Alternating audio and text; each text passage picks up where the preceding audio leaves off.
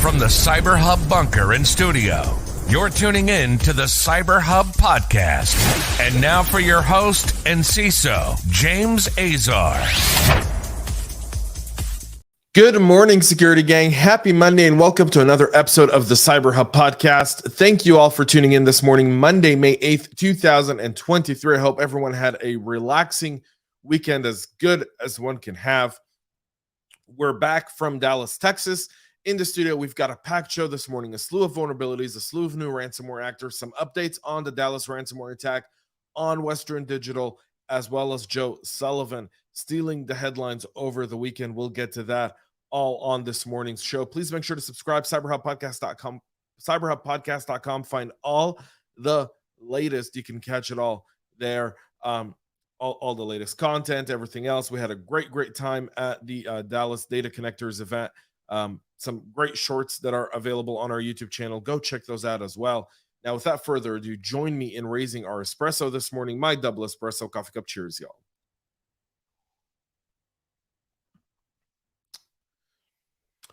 Brilliant. And we are all set. Let's kick off this show with a critical vulnerability in the Siemens ICS designed for the energy sector. The vulnerability is tracked as CVE 2023-28489, or it's impacting the CPCI 85 firmware of the SciCam A8000, CP8031, and 8050 products. It can be exploited by an unauthenticated attacker for remote code executions. These are RTUs, so essentially remote terminal units designed for telecontrol and automation in the energy supply sector, particularly in substations. Patches are available for firmware's version CPCI 85 version 05 or later, and the German industrial giant also noted that the risk of exploitation can be reduced by limiting access to the web server on TCP ports 80 and 443 using your firewall. In an advisory that was published on April 11th, Siemens said it learned about the flaw from a team of researchers at SEC Consult, which is now part of Evidian. Jan Grail, head of the SEC Console, told Security Week that an attacker who can exploit CVE 2023-28489 can take complete control of the device, and it could potentially destabilize the power grid and possibly even cause blackouts by changing critical automation parameters. Threat actors could also leverage the vulnerability to implement backdoors. And so little to say that you want to get this updated ASAP if it's operating within your environment. More on the PaperCut vulnerability, with another proof of concept exploit released that is actively exploited. The PaperCut vulnerability, which we've reported on, is tracked as CVE 2023-27350. It's a critical severity unauthenticated remote code execution flaw in the PaperCut MF for NG versions 8.0 or later. The flaw was first disclosed in March of this year, warning it allows attackers to execute code through PaperCut's built-in scripting interface. A later update to the advisory and an update later in April warned that the vulnerability was being actively exploited in attacks. It's been added to CISA's known exploited vulnerabilities, and a new method now discovered can bypass existing detections, which allows the attackers to really exploit the vulnerability unobstructed. The report shows that detection that focus on a one-code execution method or that focus on a small subset of techniques used by one threat actors are doomed to be useless in the next round of attacks. Vonchek explains that the Sysmon-based detection relying on process creation analysis are already beaten by existing POCs. They use alternate child process creation pathways. So you want to make sure you're dealing with this vulnerability. There's obviously a whole slew of ways to take advantage of it. Now, this is the second that we've reported on. I've seen more. You want to check this out, go see our show notes where there's a link to the full article with the YouTube videos and all the proofs from Vonchek on what they found if you're impacted by PaperCut, or it could potentially be an impact in your supply chain. WordPress continues to suffer. And what I mean by that, it's the world's most popular website building platform. Many large organizations use WordPress. I mean, large. The challenge with WordPress isn't WordPress. The challenge with WordPress is their open source plugin field. Their open source plugin field is a threat vector. And in fact, as a CISO, many times I've had to work closely with marketing on addressing these and put together a mitigation plan, and have had to assign someone on our team to actually keep track of what's going on the website. And that's very, very difficult to do in a world where they're constantly adding stuff to the site. The new issues identified as CVE 2023-3030777 relates to a case of a reflected cross-site scripting that could be abused to inject arbitrary executable scripts into an otherwise benign site. The plugin that's impacted by this is, I believe, what did they say? The plugin, which is available both as free or pro versions, has over 2 million active installation. The issue was discovered and reported on May 2nd of this year, like last week.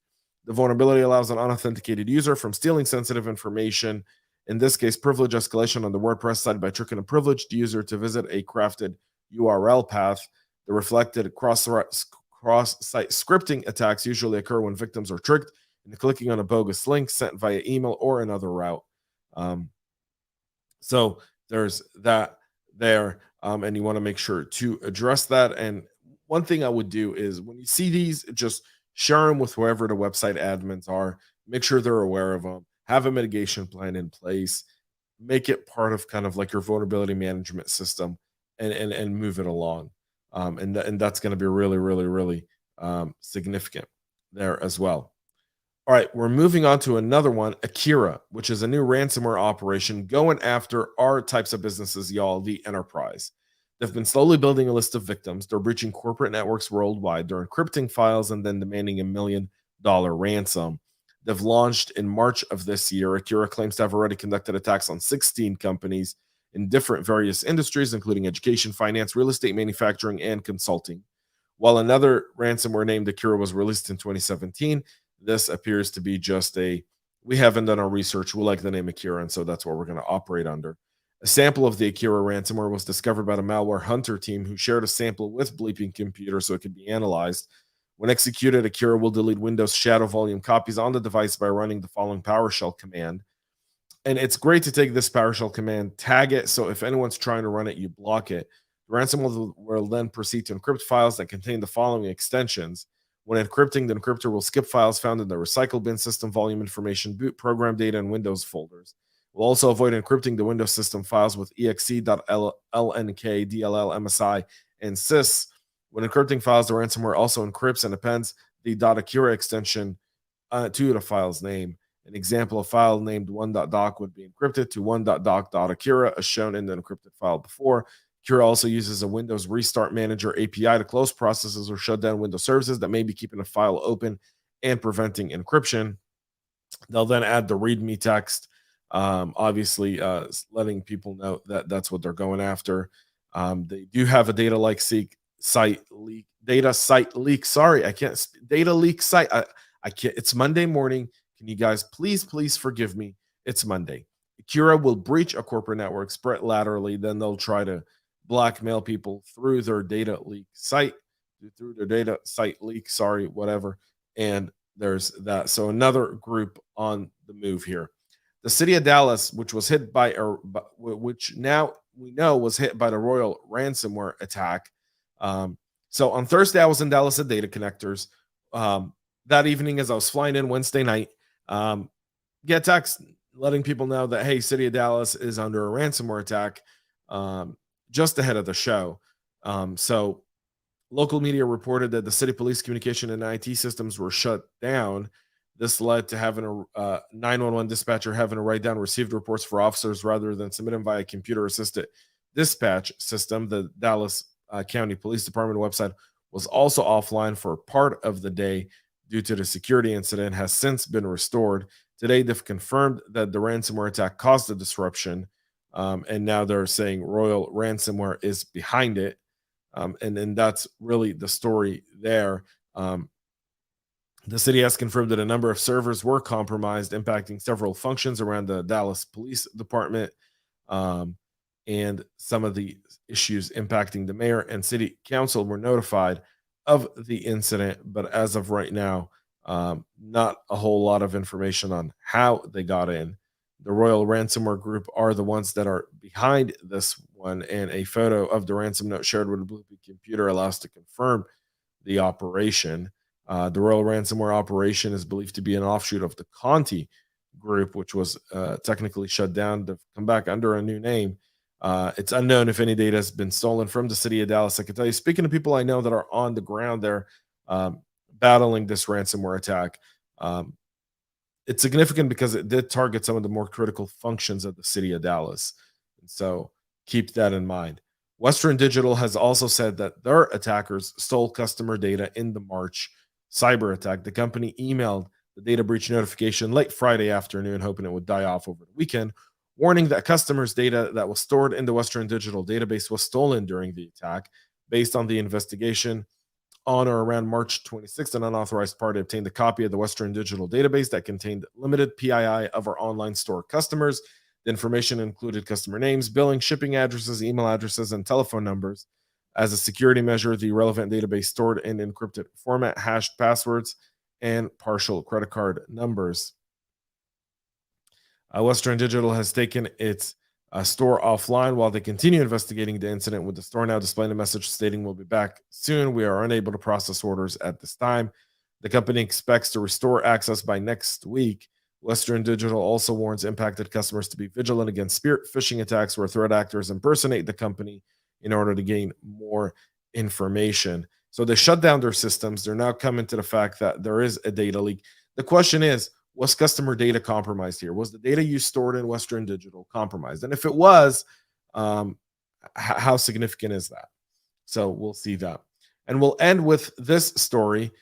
Former Uber CISO Joe Sullivan was sentenced to a 3-year probation after being found guilty of lying, essentially, in the 2016 Uber breach. So the judge ruled that Sullivan, the prosecutors, first let's start off with this. Prosecutors were hoping to give him 15 months in prison. The defense wanted probation. The defense ended up winning this one. So this is significant because, one, had he been sentenced to prison, I think that would have been a very, very scary, as a CISO, I can tell you that would have been significantly making you question the kind of job you do and how you report things. The fact that he got probation still isn't any better, but Joe Sullivan's on a 3-year probation. And so there's that. So good for Joe. At least he's not going to prison, and that's really all that matters. That's it for our show this morning. We'll be back tomorrow, 9 a.m. right here live on Facebook, LinkedIn, YouTube, Twitter, and Twitch. Catch us on your favorite podcast listening platform.